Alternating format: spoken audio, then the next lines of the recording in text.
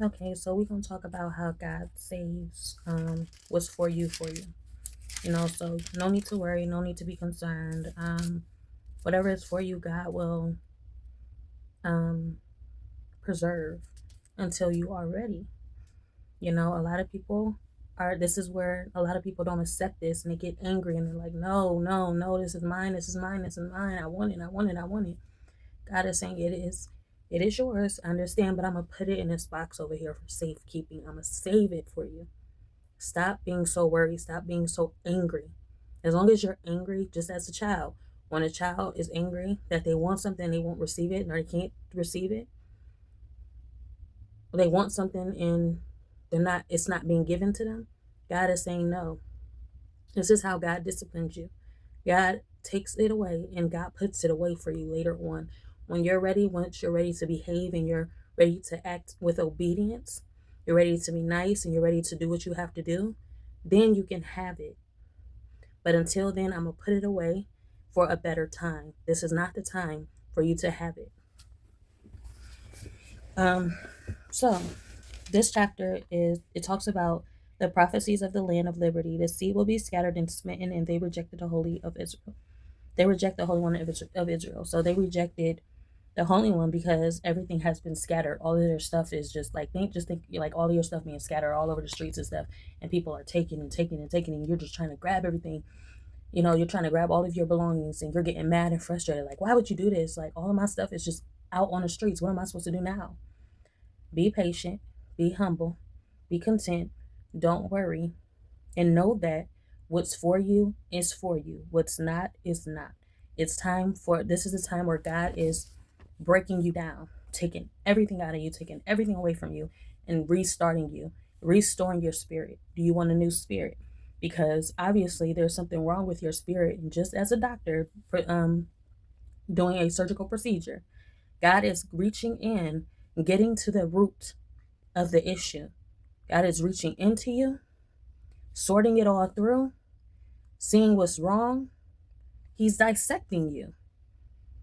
And you just have to be humble and you have to be still. And if you don't be still, just like a pill, God will throw in that anesthesia, give you that medicine, and make sure you are being still, because just like when you're going under, you can't move, you have no ability to do anything. This is what God is doing in your life. God is giving you anesthesia, giving your spirit anesthesia, so that you cannot make any sudden movements, because with any movement anything can go wrong. And that's why God is taking your spirit. God is taking whatever is in you, and God is putting it in a box.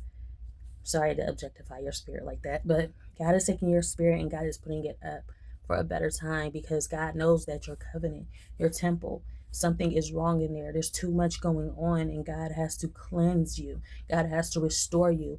And after everything is done, God put it all together again. Just as, any body, how they remove all the organs and stuff from the body. Once they figure out what the problem is, God puts your spirit back into your body, and then you can go on with your life. But we have to get to the root of the issue, because you don't want to walk around affecting everybody else or just causing a apocalypse. It starts with you. Okay, so he exhorts his sons and put on an armor of righteousness. So protecting armor of protection during this time. All the ones that are clean in spirit, you are being preserved, you are being held, you are being concealed from this time. Just like everybody walking around with a mask from the COVID, same situation. And now it came to pass that after I, Nephi, had made an end of teaching my brethren, our father Lehi also spake many things unto them, and rehearsed unto them how great things the Lord had done for them in bringing them out of the land of Jerusalem. And he spake unto them concerning their rebellions upon the waters, and the mercies of God in sparing their lives, and they were not swallowed up in the sea. And he also spake unto them concerning the land of promise, which they had obtained, how merciful the Lord had been in warning us that we should flee out of the land of Jerusalem. For behold, said he, I have seen a vision in which I know that Jerusalem is destroyed, and had we remained in Jerusalem, we also have perished. We should also have perished. But said he, notwithstanding our afflictions, we had obtained a land of promise, in a land which is choice above all other lands, in a land which the Lord God had covenant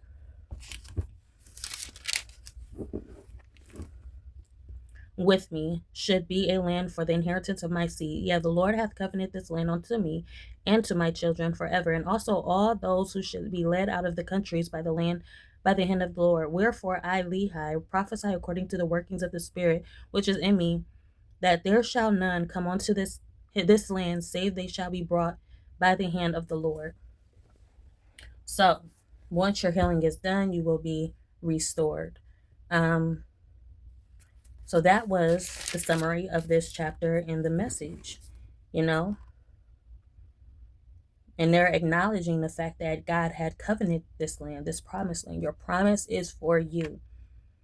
God will lead you to your promise. You have to have faith. You have to believe. Just like they said, and had we remained in Jerusalem, we should also have perished. We would have been destroyed if we remained there. So your spirit would have been destroyed if not God had taken and preserved your spirit until your temple or your body or your covenant is ready. God is putting this away for you until the time comes that it is ready. So yeah, you just have to be patient, and you have to know that, you have to believe, and you have to just trust. You have to trust the process. You have to trust God. You have to trust that, God, just trust God, and trust that your whatever is promised for you will be for you. Nothing that is not for you will not happen for you.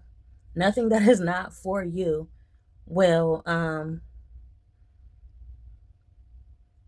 be given to you. So a lot of times, a lot of people is upset because they're like, oh, they took this from me, they took that from me.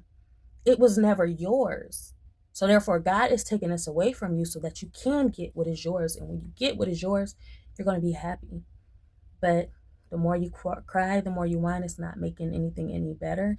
Everything is still going to happen the way it's supposed to be, and the way it's supposed to happen.